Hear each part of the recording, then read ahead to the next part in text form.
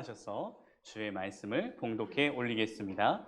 요한복음 3장 1절에서 5절 우리 다 같이 합독합니다. 시작. 그런데 바리새인 중에 니고데모라 하는 사람이 있으니 유대인의 지도자라. 그가 밤에 예수께 와서 이르되 랍비여, 우리가 당신은 하나님께로부터 오신 선생인 줄 아나이다. 하나님이 함께 하시지 아니하시면 당신이 행하시는 이 표적을 아무도 할 수 없음이니이다. 예수께서 대답하여 이르시되 진실로 진실로 내게 이르노니 사람이 거듭나지 아니하면 하나님 나라를 볼 수 없느니라. 니고데모가 이르되 사람이 늙으면 어떻게 날 수 있사옵나이까? 두 번째 모태에 들어갔다가 날 수 있사옵나이까? 예수께서 대답하시되 진실로 진실로 내게 이르노니 사람이 물과 성령으로 나지 아니하면 하나님의 나라에 들어갈 수 없느니라. 아멘. 감사합니다. 자리에 앉아 주십시오. 우리 옆 사람과 인사할까요? 잘 오셨습니다. 은혜 받읍시다. 또한 우리 유튜브로 함께 예배드리고 있는 모든 성도님들도 우리 채팅창을 통하여서 교제했으면 좋겠습니다. 어떻게 목소리가 잘 들어가고 있나요? 오늘 또 처음 유튜브인데 긴장한 나머지 조금 시작이 좀 딜레이 됐습니다. 우리가 처음 시작이기 때문에 조금 미흡한 점이 있습니다. 유튜브도 보완할 점이 있는데 여러분들 피드백을 통해서 조금 더 완벽하게 우리가 예배를 하나님 앞에 드리도록 하겠습니다. 오늘 예배가 끝나시면 우리 유튜브로 온라인으로 드리고 계시는 우리 B팀인가요? 오늘이요? B팀, 네, 우리 B팀 성도님들 잘 피드백 해주시면 감사하겠습니다. 오늘 우리의 제목을 한번 읽어보겠습니다. 시작! 니고데모와 사마리아 여인. 오늘은 팀 켈러 목사님의 인생 질문 두 번째 질문을 가지고 함께 은혜를 나누도록 하겠습니다. 물론 팀 켈러 목사님의 쓰신 저서를 바탕으로 하지만 또한 제게 주신 감동과 함께 말씀을 전하겠습니다. 오늘도 말씀의 길이가 좀 길입니다. 그래서 지금 어떻게 될지 모르겠으나 최대한 맞춰서 볼 때 집중하시고요. 조금 길다 싶으면 제가 무리하지 않고 다음 2편을 계속하도록 하겠습니다. 오늘 두 번째 인생 질문은 무엇이냐면 불공평한 사회에 던지는 질문입니다. 너무 불공평한 것 같아. 저 사람을 보고 나를 봤을 때 나는 시작점부터가 출발점부터가 너무 밑에서 출발하는 거 아니야? 세상은 평등한 사회가 아니고 불평등한 거야. 그리고 이 질문이 더 나아가면 어떻게 됩니까? 사랑의 하나님, 선한 능력을 베푸시는 하나님이 어떻게 하여서 차등을 두고 사람들에게 첫 출발부터 다르게 하시냐? 어떻게 보면 하나님에 대한 질문까지도 이어지게 되죠. 여러분 그런 생각 가져본 적 없으신가요? 저 사람은 참 금수저네, 나는 흙수저고. 요즘 또 정치권에서 또 흙수저 논란이 이렇게 있긴 한데 어쨌든 우리가 그렇게 생각할 때가 있습니다. 오늘 금수저라고 생각했던 니고데모와 흙수저라고 생각했던 이 사마리아 여인을 비교하면서 그들이 인생에 가졌던 질문들 가운데 예수님은 어떻게 대답해 주시는지, 또한 그들의 의문점을 어떻게 말끔하게 해소시킴으로 말미암아 주님의 증인이 되어지는지 그 변화되는 삶을 한번 보도록 하겠습니다. 먼저요, 오늘 우리가 읽었던 본문은 3장의 내용이고요. 사마리아 여인에 대한 내용은 4장에 나옵니다. 저는 지금까지 이 니고데모를 표현한 3장과 사마리아 여인을 표현한 4장을 그냥 분리시켜서 봤어요. 그리고 팀 켈러 목사님은요, 이 3장과 4장은 밀접한 관계가 있대요.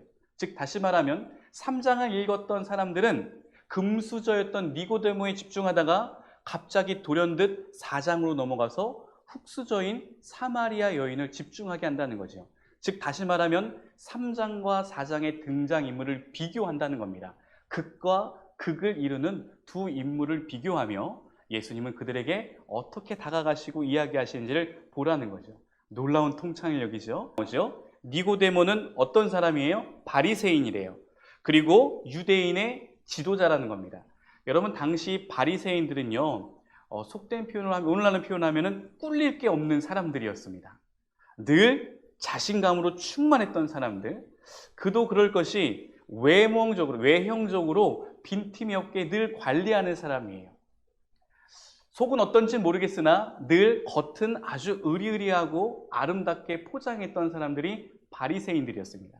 그래서 예수님이 바리새인들 향하여 어떻게 사복음서에 얘기했죠? 외식하는 자들이라고 했습니다. 겉과 속이 다르다. 표리부동한 사람들이라고 얘기하죠. 어쨌든 사람들은 그 속을 모르니까 겉모습만 보고 완벽하고 아름다운 바리새인들 앞에 늘 주눅이 들어 있었어요. 근데 바리새인들도 주눅 들어 있는 그 서민들을 보면서 우쭐대기 일쑤였죠. 그러니까 막 정죄하는 거예요. 야, 넌 어떻게 기도를 그렇게 하냐? 넌 어떻게 구제를 그렇게 하냐? 넌 어떻게 말씀을 그렇게 보느냐? 넌 어떻게 율법을 그렇게 못 지키느냐? 나처럼 좀 잘 지켜봐. 라고 맨날 정죄하는 사람이었어요.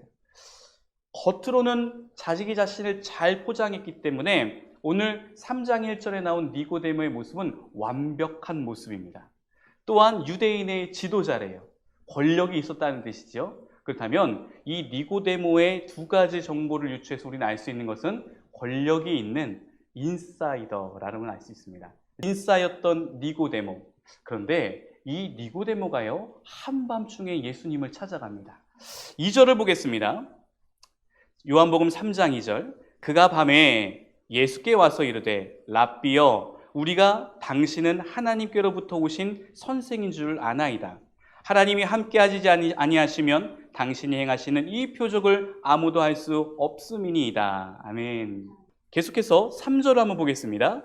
예수께서 이렇게 신앙 고백하는 니고데모를 향하여 이르시되 진실로 진실로, 여기 진실로가 두 번 나온다는 것은요, 정말 참으로 간절하게 그에게 일러줄 그런 마음이에요. 너가 꼭 알아야 되는 것이 있으니 사람이 거듭나지 아니하면 하나님의 나라를 볼 수 없느니라.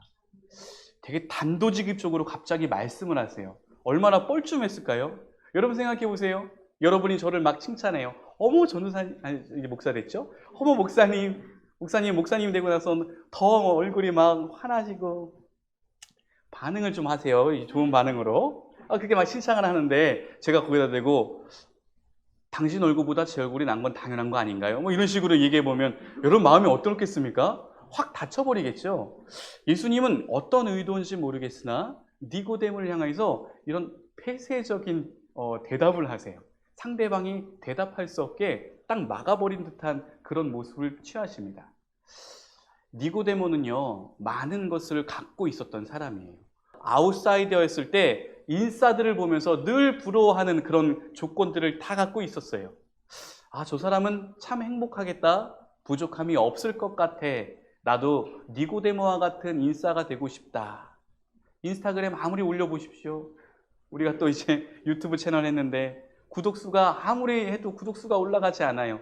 어떤 사람은 라이브 방송 한 번만 해도 막 수천 명이 막 구독과 좋아요를 누르는데 저는 목이 터져라 구독을 누르라 그래도 오늘 보니까 13분이더라고요. 어떻게 우리 밴드에 30명이 넘은 분이 계신데 구독에는 아직 10대 10명 내외로 됩니까? 여러분들 구독, 좋아요, 알림 부탁드립니다. 죄송합니다. 설교 시간에. 얼마나 발버둥을 쳤는지. 그런데도 니고데모와 같은 사람을 쫓아가지 못하는 이 아싸들, 아웃사이더들. 그런데 실제로 인싸라고 자부했던 니고데모는 한밤중에도 잠을 이루지 못하는 고민 가운데 있습니다. 어떤 고민인지 모르겠으나 그가 잠을 청하지 못할 만큼 몹시 힘들고 괴로운 인생의 질문들이 있었던 것 같아요. 여러분 다 똑같나 봐요. 우리가 볼 때는 부족함이 없는 사람인 것 같으나 그 사람의 인생 중심에는 문제가 있고 갈등이 있고 풀지 못하는 괴로움이 있더라는 것입니다. 니고데모가요, 예수님을 찾아가요. 제가 예전에 목사 안수를 받기 마지막 이 자격심사 때 목사님들이 여러 명 앞에서 제가 이 사람이 목사 안수를 받음에 자격이 충족되는가라는 질문들을 하세요. 질문들을 하시는 가운데 제가 또 최선을 다해서 대답했지 않겠습니까, 여러분? 질문에 대답 잘못하면 목사 안수 못 받으니까요. 얼마나 패기 있고 우렁찬 목소리로 대답했습니다. 할 수 있습니다, 할 수 있습니다. 할 수 있습니다, 할 수 있습니다. 저 합니다. 막 이렇게 열정적으로 했어요. 그러더니 갑자기 저희 자격심사 하시는 제일 높으셨던 연배가 있었던 목사님이 저에게 이런 말씀을 했습니다. 조전도사님, 눈을 보니까 많이 피곤해 보이는데 오늘 몇 시간 주무셨어요? 아마 그때도 제가 눈이 이렇게 충혈되어 있고 눈이 부어 있었던 것 같습니다. 사실 오늘 자격심사 준비하느라고 잠을 잘 못 잤습니다. 한 3시간 자고 새벽 기도하고 온 것 같습니다. 건강이 참 중요한데 젊은 사람들은 젊었을 때 자기가 끝까지 건강한 줄 알고 무리한다는 거예요. 그리고 그 무리는 욕망에서부터 나오니 전도사님, 내 욕망대로 목회하지 마시고 조금 힘을 빼셔야 될 것 같아요. 잠도 좀 많이 주무시고 눈 가운데 충혈된 눈이 아니라 초롱초롱한 맑은 눈을 가지시려고 잠을 많이 주무십시오.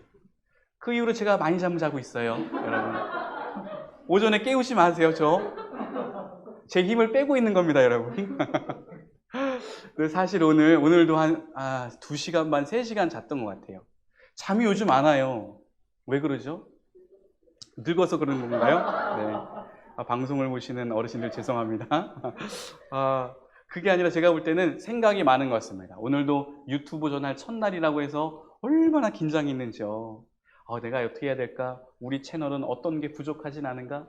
계속. 그리고 오늘 또 예배를 마치고 나면 저희 남지방에 계시는 같이 이제 교제하는 목사님들께서 저에게 오셔가지고 온라인 이 라이브 방송 세미나를 또 들으시러 옵니다. 그것도 준비해야 되고. 근데 오늘 새벽에요, 그 자격 심사를 했던 그 목사님의 음성이 떠오르더라고요. 조전도사, 자신의 욕망을 추구하고자 너무 힘쓰는 거 아니야? 조금 힘을 좀 빼봐. 니고데모라는 사람을 제가 볼 건데 어떤지는 성경에 나와 있지 않지만 저랑은 조금 비슷한 마음이 있었던 것 같습니다. 욕망에 사로잡혀 있거나 혹은 몹시 해야 할 일들, 아마 자기가 바리새인으로서 유대인의 지도자로서 많은 스케줄 가운데 내일은 어떻게 해야 될까? 앞으로는 어떻게 해야 되지? 나의 이미지는 어떻게 저들에게 보여야 할까? 많은 고민들을 했었던 것 같습니다. 잠이 오지 않고 잠을 청해도 다시 일어나고 얼마나 그 자기가 힘든지요. 예전에는 누우면 머리만 대면 잠 왔는데 요즘에 잠이 잘 안 와요. 혹여나 욕망 가운데 사로잡혀져 있진 않은가 제 자신을 돌아보게 되더라고요. 니고데모도요, 자신의 인싸 같은 그 자신 가운데 궁핍함과 결핍이 있었던 것 같습니다. 그래서 예수님을 찾아가요. 그리고 예수님이 그에게 말씀하십니다. 당신은 모든 것을 가지고 있다고 생각하지요. 그리고 당신은 많은 사람들에서 추앙을 받고 있지요. 그러나 중요한 게 하나 있으니 인생은 이 세상이 다가 아니라 영원한 세상이 있으니 사람이 물과 성령으로 거듭나지 않고는 하나님의 나라가 들어갈 수 없습니다. 아멘. 니고데모가 세상에서 많은 것을 얻고 세상에서 권력을 갖고 있을지는 모르겠으나 그에게는 영원을 담보하는 믿음과 확신이 없었던 거예요. 그러니까 많이 가졌음에도 불구하고 뭔가 허한 거지요. 밤에 잠을 이루지 못하는 그런 욕망과 야망에 사로잡혀 있을 수도 있습니다. 그런 그를 향해서 그 인생의 질문 가운데 예수님은 말씀하십니다. 영생이 새롭게 되는 경험이 있어야 진짜 성공한 인생, 승리한 인생이라는 거죠. 그렇다면 오늘 첫 번째, 인사이더라고 추구했던 권력 갖고 있었던 그런 내부자들, 그들이 늘 갖고 있었던 질문들, 정말 이게 맞는가? 다음 스케줄에는 내가 어떤 모습으로 나가야 할까? 내 외형적인 모습이 어떻게 저들에게 비춰질까? 라는 질문 앞에 예수님은 아주 놀랍게도 그들의 중심을 보시며 얘기하십니다. 물과 성령으로 거듭나는 그런 해답을 찾아야지만 진정으로 인생의 질문 가운데 진정한 기쁨을 얻을 수 있다는 거예요. 다음 4장을 보면요, 사마리아 여인의 이야기가 나옵니다. 우리 4절을 다 같이 읽어보겠습니다. 요한복음 4장 4절 시작. 사마리아를 통과하여야 하겠는지라. 아멘. 여기요, 다시 유대에서 갈릴리로 가시는데 사마리아라는 지역을 통과하셔야 되겠다는 계획을 잡으셨어요. 바로 전장에 보면 인사를 만나시고 이제 모든 사역을 거기서 정리하시고 갈릴리라는 지역을 가시는데 사마리아라는 지역을 우회해서 통과하시려는 계획을 갖고 계세요. 킴 제임스 번역의 영어에는 여기 통과하여야 하겠는지라 라는 표현을 must needs go 라고 되어 있습니다. must needs go. 예수님은 지금 갈릴리로 가시기 전에 사마리아 지역에 꼭 가셔야 될 이유를 오늘 성경에서 말하고 있습니다. 왜 꼭 가셔야 됐는가? 거기서 한 여인을 만나시려고 했던 거죠. 자, 그렇다면 그 여인은 어떤 여인인지 성경을 계속 보겠습니다. 요한복음 4장 5절과 6절 우리 다 같이 한 목소리로 합독합니다. 시작. 사마리아에 있는 수가라는 동네에 이르시니 야곱이 그 아들 요셉에게 준 땅이 가깝고 거기도 야곱의 우물이 있더라. 예수께서 길 가시다가 피곤하여 우물 곁에 그대로 앉으시니 때가 6시쯤 되었더라. 아멘. 여기 보니까요, 이 사마리아 지역을 지나갈 때 그때 당시의 시간이 나와 있습니다. 여기 보니까 6시쯤 되었대요. 여러분, 이때 당시에 6시면 오늘날 몇 시라 그랬죠? 제가요? 더하기 6을 하면 12. 그러니까 아주 더운 정오라는 거예요. 이 해석에 대해서 물론 이견들이 있지만 학자들마다 저는 정통적인 학자의 오늘 해석을 갖고 오도록 하겠습니다. 그때 당시에 물을 기르러 온다는 것은 하루에 필요한 물의 양을 기르러 오는 것이죠. 여러분, 만약에 정오 때 물을 기른다면 아침 동안에 쓸 물은 공급받지 못하는 거예요. 늦게 일어날 수도 있죠. 이건 지금 유치원적인 질문이죠, 여러분. 그냥 통상적인 사람이 아침에 일어난다는 겁니다. 아침에 일어났는데 오전 동안 쓸 물을 포기하고 굳이 아주 때양볕에 정오의 시간에 물을 기르러 나오는 여인. 여러분, 그 여인은 어떤 여인일까요? 남들은 다들 아침 일찍 일어나서 우물가에 모여서 물을 길고요. 우리 선조들을 보니까 빨래터에 여인들, 우리 어머니들, 할머니들이 빨래터에 모여서 빨래하면서 빨래만 한 게 아니더라고요. 이런저런 얘기하시고 남편도 얘기하고 사랑스러운 남편 얘기하시고 사랑스러운 우리 시어머니 얘기도 하시고 엄청 그렇게 자상하신지 이런 칭찬들을 많이 하셨더라고요. 그렇죠? 빨래터에서요. 아닐 수도 있죠, 물론. 그러면 교제도 일어나는 곳이지요. 그렇다면 당시 그 우물을 오전에 아침 일찍 기르는 여인들에게는 어떤 교제의 문화가 형성되었을 겁니다. 그런데 어찌됐건 간에 이 사마리아의 여인은 정오가 되어서 그 더운 날씨에 물을 기르러 와요. 무엇인가 다른 사람들과 교제하지 못할 상처 혹은 아픔이 있었던, 그리고 떳떳하지 못한 그런 상황에 처했던 여인인 것 같습니다. 제가 본문을 다 보진 않겠지만 요한복음 4장에 이 사마리아 여인은 남편이 여럿 있었던 것 같아요. 그러나 진짜 남편은 없다고 그가 고백합니다. 사마리아 여인은요, 늘 이 세상 가운데 불만이 있었을 것 같아요. 내가 이 남편과 또한 저 남편과 살았는데 또 상처와 이별을 경험하고 이렇게 여러 남자를 거쳤던 나를 사람들이 수군거리며 정죄하고, 뿐만 아니라 오늘 사마리아라는 지명 여러분 아시죠? 어떤 선입견이 있었죠? 사마리아는 잡족들. 그래서 선택받지 못한 이방인들이라는 수식어가 늘 따라다녔었어요. 유대 사람들이 볼 때 저 북이스라엘 지역은 아수르라는 강대국에 의해서 아수르의 식민정책, 이주정책을 제가 썼다고 얘기했죠. 여기 있던 사람을 절로 보내고 저기 있던 사람을 일로 보내서 저 북이스라엘 사람들에게는 여러 민족들이 함께 살으며 또한 결혼할 수도 있는 거잖아요. 그러면서 순수 유대 혈통이 아닌 혼혈 민족들이 생기기 시작했어요. 남유다 사람들이 북이스라엘의 그 상황을 보면서 하나님의 백성, 선택받은 하나님의 백성은 순수 혈통을 갖고 온 주이시, 유다인이 되어야 되는데 저들은 스스로 자신의 종욕을 위해서 하나님의 선택을 저버렸구나. 저런 하나님을 저버리고 배신한 배교자들. 그러니까 이 사마리아에 사는 사람들이 그런 수모를 겪었는데 뿐만 아니라 그 중에서도 그 사마리아 사람들하고 교제하지 못하는 늘 폐쇄적으로 갇혀있는 상처 가운데 있는 이 여인을 예수님은 만나러 오셨다는 거예요. Must, needs, go. 내가 고집스럽게 이 지역을 통과해야 되는데 왜냐? 오늘 처절하게 그늘 가운데 어둠 가운데 있는 아웃사이더 사마리아 여인을 만나야 되겠다. 그리고 딱 조우하는 가정에 사마리아 여인에게 예수님이 이렇게 얘기합니다. 내가 목이 마른데 물 좀 주시오. 이 여인이 어떤 반응을 보였을까요? 아주 깜짝 놀랐어요. 왜 깜짝 놀랐느냐? 당신은 유대인 아닙니까? 유대인이 어떻게 저 같은 이 사마리아 여인에게 말을 걸 수 있습니까? 이게 상종도 하지 않았으니까요. 이 남유다 사람이 이쪽 사마리아 지역에 와서 천하디천한 자기에게 말을 거니까 이 여인이 너무 놀란 거예요. 저도 예전에 초등학교 4학년, 그때는 제가 국민학교였는데요. 송탄에 있는 송신국민학교를 제가 다녔습니다. 저희 아버지가 군인이셔서 송탄에 있는 미군 공군 기지에서 근무하셨었거든요.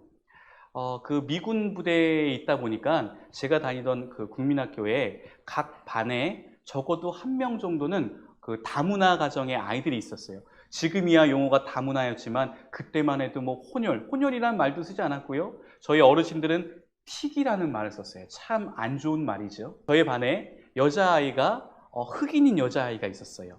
동양인처럼 보이는데 피부색은 검었고 머리는 파마하지 않은데 몹시 곱슬머리고 길게 딴 아이가 있었습니다.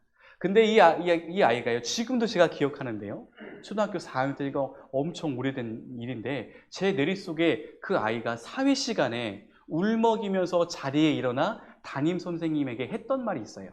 선생님, 오늘 사회 시간에 모두가 다 평등하다고 얘기했는데 우리 반은 평등하지 않는 것 같아요.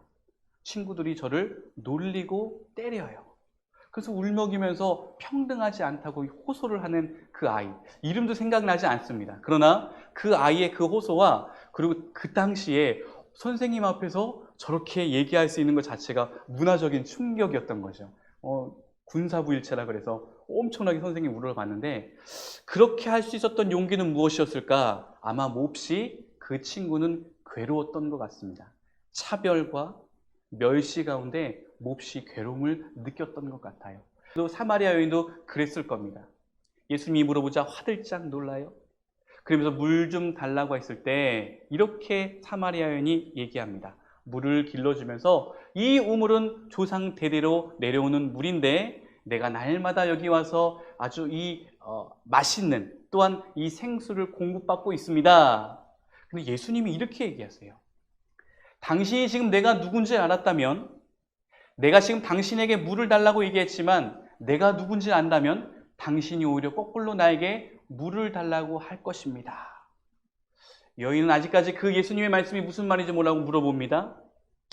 그렇다면 당신이 지금 바가지도 없고 뜰 수 있는 도구도 없는데 어떻게 내게 물을 길어준다는 말이요? 반문을 합니다. 예수님이 이렇게 얘기해요. 내가 주는 물은 당신이 나에게 주는 물하고 다릅니다. 당신은 오늘 물을 기르면 내일 또 12시에 물을 기르러 와야겠지요? 다시금 그 모멸감과 수치스러움을 가리기 위하여서 정말 힘들지만 이 정오 떼양볕 가운데 나와야 되겠지요? 그러나 오늘 내가 주는 이 영혼의 샘물을 당신이 받아 누린다면 이 육신의 만족을 주는 생수에 머무르는 것이 아니라 영원한 만족감 가운데 거할 것입니다. 예수님이 얘기하세요. 그래서 예수님과 이 사마리아의 논쟁 가운데 사마리아에는 진정으로 예수님이 공급해 주시는 영혼, 영생의 생명수를 맛보고요. 그리고 그 사마리아 여인이 한 행동들이 있습니다. 여러분 오늘 집에 가셔서 이 요한복음 4장 끄트머리에 여인의 변화된 모습을 잘 보십시오. 동네를 다니며 사람들을 만나 예수님을 전하는 여인으로 변화됩니다. 정말 아무도 만나기 싫어서 아무도 찾지 않는 그 시간대에 우물을 길렀던 여인이 진정으로 영생을 만족해 하는 생명수를 맛본 그 뒤로부터는 사람들을 만나서 그 사람들에게 오히려 그 사람의 궁핍과 가난과 갈증들을 해소시키는 놀라운 메신저가 됐다는 것을 우리는 주목할 수 있습니다. 자, 그렇다면 오늘요, 인싸와 아싸 두 부류가 있는 이 세상 가운데 저희 한번 질문을 이렇게 한번 던져볼까요? 너무 불공평한 것 같아.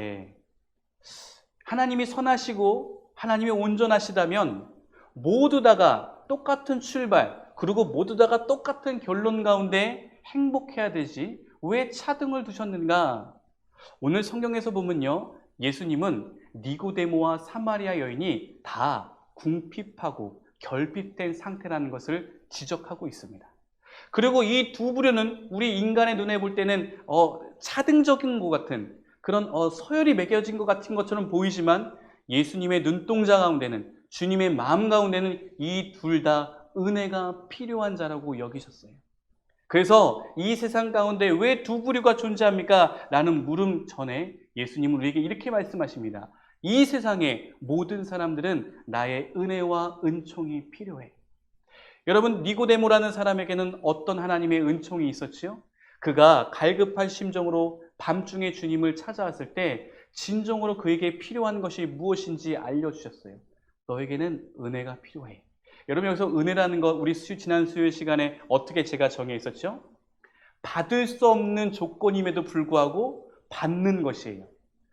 내 공로를 주장해서 떳떳하게 받는 게 아니라 이거는 은혜가 아닙니다. 내가 열심히 무언가를 했기 때문에 주어지는 보상은 이거는 은혜가 아니에요. 그런데 도저히 내가 무언가를 해도 받을 수 없음에도 불구하고 나에게 주어지는 상급 선물을 은혜라고 얘기합니다.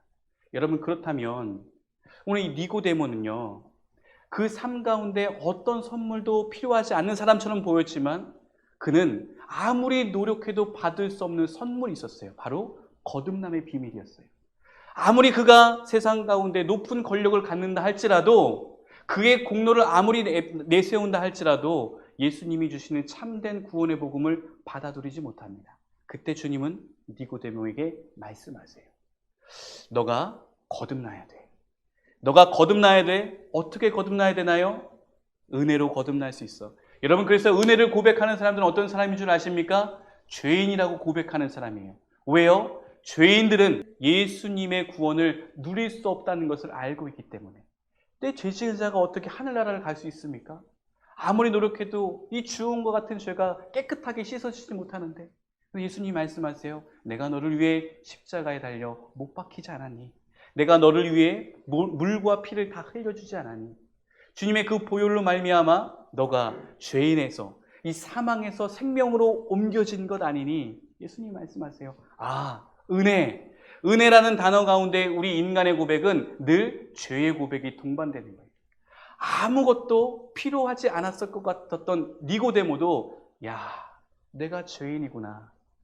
내가 아무리 발버둥 쳐도 되지 않는 부분이 있으니 그것이 바로 나의 죄사함이구나. 근데 오늘 밤중에 하나님의 아들인 예수 그리스도께서 나에게 은혜를 베풀어 주므로 나의 만족감을 주시는구나. 오늘 사마리아 여인도 마찬가지입니다. 하나님이 고집스럽게 그곳을 가야 돼요. Must needs go. 계속 얘기해 보겠습니다. Must needs go. 꼭 만나야 되는 거예요. 그게 은혜인 거지요. 사람들을 만나고 싶지 않은 여인을 꼭 만나서 오늘 그녀에게 은혜를 베푸시고 싶었던 예수님. 그래서 예수님이 누린 시각에는요, 이 두 부류가 다 공존해야 돼요. 왜요? 주님의 은혜가 모두 필요한 자이기 때문입니다. 말씀 한번 정리해 보겠습니다. 오늘 두 번째 인생의 질문. 우리 지난주까지 어떤 인생의 질문이었죠? 회의론자, 의심하는 것들이죠. 이거 정말 맞을까? 정말 신이 있는 거야? 이런 의심들. 오늘 두 번째입니다. 불공평한 것 같아. 이 세상은 평등하지 않아. 라는 질문들. 나는 왜 이렇게 흙수저일까? 혹은 겉은 번질하는 것 같은데 뒤돌았으면 늘 고민과 슬픔에 빠져 있는, 또한 자기의 그런 어떤 뭐랄까요? 허무감 속에 사라져가고 있는 현대인들의 질문 가운데 주님은 이렇게 말씀하십니다. 너희들이 다 이 세상 가운데 공존할 수 있는 이유는 내가 주는 은혜를 모두 다 맛보아야 되는, 은혜를 정말 갈망하고 필요한 대상들이기 때문에 그런 거야. 그래서 여러분, 우리도 이렇게 생각할 수 있어요. 내가 비록 가진 건 없지만 내게 주신 생명수가 있으니 많이 가진 그들에게 말할 수 있는 거예요. 그들에게 도전할 수 있는 거예요. 그들이 뒤돌아서서 밤에 잠을 이루지 못할 때 가진 것 없는 우리가 그들에게 말할 수 있는 용기가 생기는 겁니다. 내게 은혜로 말미암아 내가 아무것도 가진 것이 없으나 실상은 내가 부유한 자구나 깨닫기 시작해요. 내가 세상 가운데 돈은 없고 권력은 없어서 늘 남의 밑에서 일하고 있고 공과금 내게 빠듯하고 이 카드 결제 날짜가 다가올 때마다 심장이 조여오는 그런 상황 가운데 있을지는 모르겠으나 아무것도 없는 자 같으나 모든 것을 가진 자라고 내가 주님 앞에 담대하게 말할 수 있는 이유는 내 안에 주님의 은혜로 말미암아 그 복음으로 말미암아 천국을 담보할 수 있기 때문입니다. 여러분, 참 힘든 거예요. 그러나 오늘 주님이 우리를 고집스럽게 만나려고 하시는 것 기억하십시오. 여러분, 밤중에 잠을 이루지 못하는 고민 가운데 있을 때, 그 궁핍한 결핍 가운데 있을 때 주님께 무릎을 꿇으십시오. 그렇다면 저와 여러분을 향해서 마음껏 부으시는 주님의 은총이 우리를 다시 살리시며 도저히 풀리지 않을 것 같은 인생의 질문 가운데 진정한 해답을 찾을 수 있을 것입니다. 우리 두 눈을 감아볼까요? 우리 오늘 이렇게 결단 기도해 봅시다. 주님, 내가 세상 사람들을 부러워하였다면 용서하여 주시고 주님의 은혜를 더욱더 사모할 수 있는 믿음의 자녀가 될 수 있도록 도와주시옵소서. 불공평한 세상이 아니라 주님의 은혜를 모두 다 받아 누려야 되는 그런 부족한 죄인입니다. 우리 이와 같은 마음으로 주님 앞에 결단하며 기도하겠습니다.